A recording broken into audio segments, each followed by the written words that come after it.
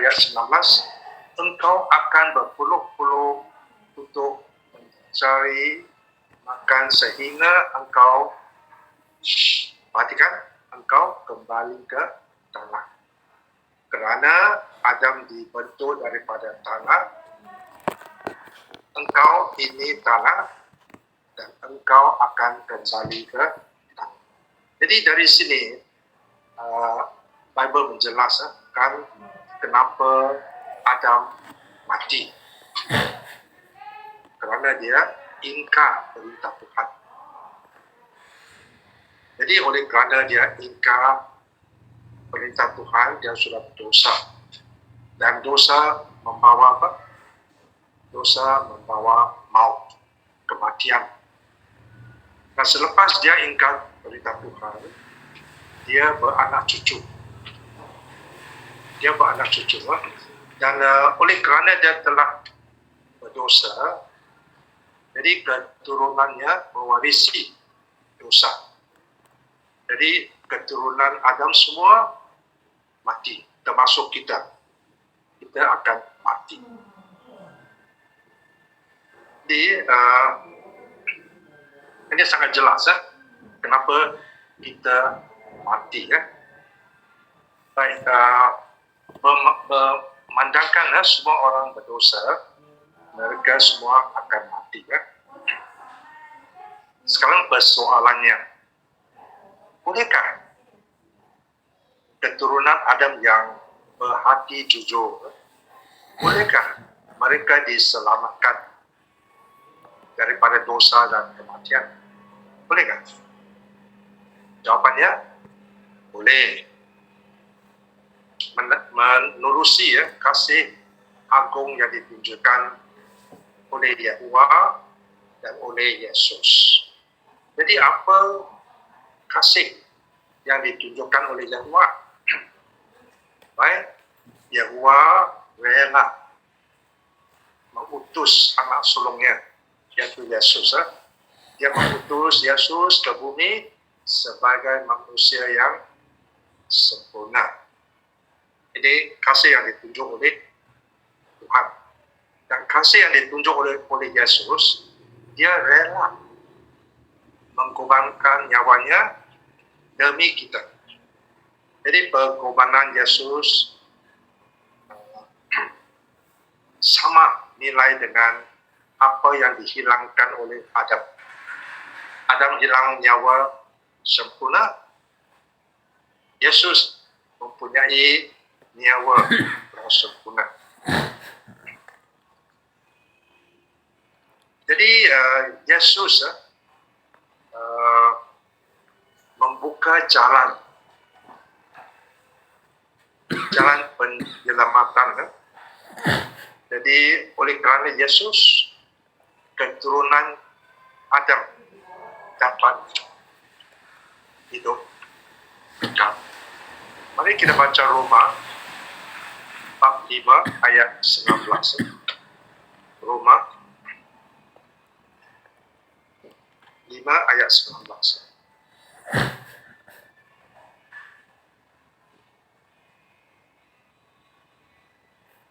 Disebabkan keingkaran satu orang, yaitu Adam, disebabkan keingkaran satu orang, banyak orang menjadi pendosa. Begitu juga disebabkan kepatuhan satu orang, yaitu Yesus, banyak orang mendapat perkenan Tuhan. Jadi kematian Yesus membuka jalan yang menuju kepada kehidupan kekal. Jadi kematian Yesus selamatkan kita semua. Sekarang lagi satu soalan. Mengapa Yesus perlu mati? Kalau dia tak mati, tak boleh. Yesus mati bukan kerana dia berbuat dosa. Yesus tiada ada dosa. Dia tidak perlu mati. Tetapi Adam berdosa, keturunannya juga berdosa. Jadi kita semua patut mati. Yesus tidak berdosa, tetapi dia rela. Jadi kematian Yesus ada satu nilai yang amat tinggi, nilai pengorbanan. Dan nilai ini dapat membeli depan kekal bagi keturunan Adam. Nah, oleh kerana Yesus rela mati demi kita, kita patutlah ucap syukur. Kita amat bersyukur kerana Yesus rela menderita dan mati demi kita agar kita dapat hidup kekal. Nah, sekarang satu soalan lagi. Oleh kerana kematian Yesus, kita semua dapat hidup kekal. Nah, hidup kekal di mana? Ada orang kata di bumi, ada orang kata di syurga. Baik, sekarang kita akan jawab soalan yang kedua.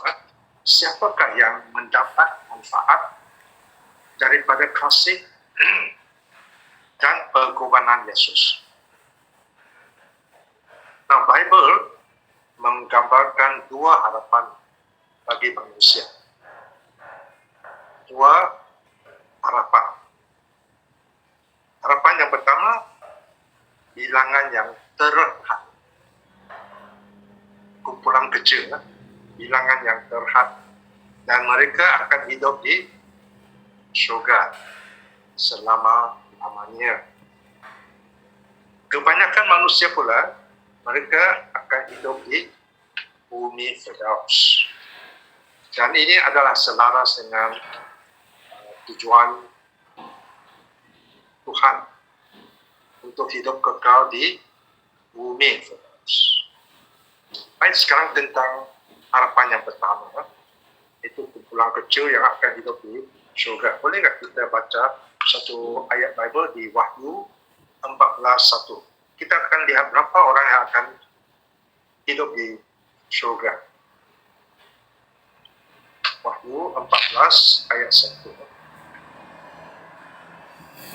Kemudian aku nampak anak berdiri, yaitu Yesus, berdiri di atas gunung Sion. Bersama-samanya ada berapa orang? 144,000 orang. Yang pada dahi mereka tertulis nama Yesus, namanya Yesus, dan nama bapaknya. Jadi di sini berapa orang disebutkan akan pergi ke syurga? Hanya satu kumpulan kecil, 144,000 orang saja yang akan hidup di syurga. Baik,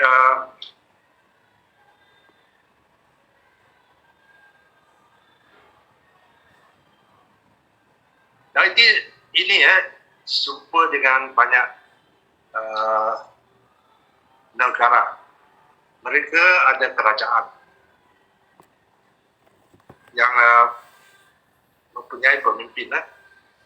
Hanya beberapa pemimpin saja, kan? Tidak ada semua pemimpin dalam negara. Jadi kerajaan Tuhan pun begitu juga. Ada beberapa pemimpin yang akan hidup di syurga, yaitu 144,000 orang. Baik, kebanyakan orang yang menghadiri perjumpaan malam ini, mereka akan menantikan berkat yang dijanjikan Tuhan. Mereka akan hidup kekal di bumi. Dia akan menukar menjadi suatu Firdaus. Mana ini dua harapan yang kita telah sebutkan. Satu kumpulan kecil yang akan hidup di syurga, dan satu kumpulan kakak besar akan hidup kekal di bumi. Nah, semasa Yesus berada di bumi, dia menyembuhkan orang sakit. Dia menyembuhkan orang yang buta, yang tak boleh jalan. Bahkan dia membangkitkan orang yang sudah mati. Apa yang Yesus melakukan semasa dia berada di bumi hanya satu demonstrasi. Demonstrasi apa yang Yesus akan lakukan semasa dia menjadi raja. Dia akan membawa berkat kepada penduduk di bumi. Nah, sekumpulan besar yang akan hidup di bumi, ini bukan bermakna mereka kurang penting. Tidak. Ini tidak bermakna mereka kurang bernilai di mata Tuhan. Tuhan sebenarnya menghargai mereka semua. Tidak kira mereka hidup di syurga ataupun di bumi. Jika itulah harapan anda, dapatkah anda membayangkan diri dalam bumi baru? Dan kita amat gembira kerana Tuhan ingin kita semua hidup di situ, di bumi Firdaus. Nah, sekarang kita dapat memilih sama ada untuk menyembah Tuhan dan menjadi sebahagian daripada keluarganya. Ini kita boleh pilih. Tetapi kita tidak boleh memilih sama ada kita nak hidup di syurga atau di bumi. Kita tidak dapat memilih sama ada kita akan menyembahnya di syurga atau di bumi. Kita tidak boleh memilih untuk dilahirkan. Hanya Yehova saja yang memutuskan sama ada kita akan menyembahnya di syurga ataupun di bumi. Kita sudah bincang dua harapan yang kita akan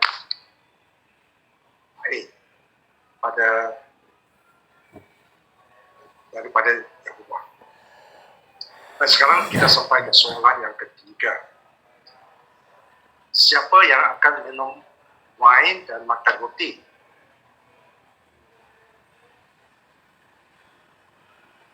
Jadi ini satu soalan yang kita akan jawab sekarang. Ini sangat penting. Tidak kira kita akan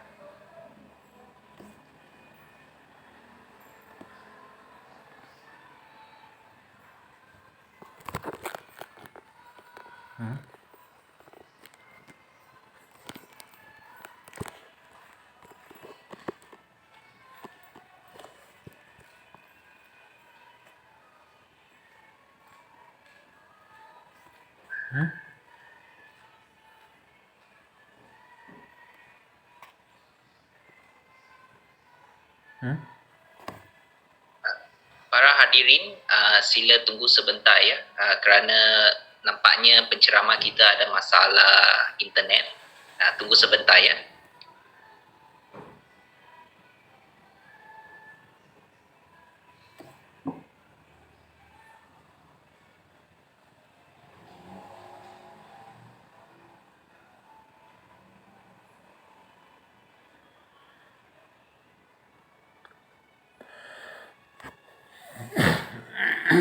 No sound.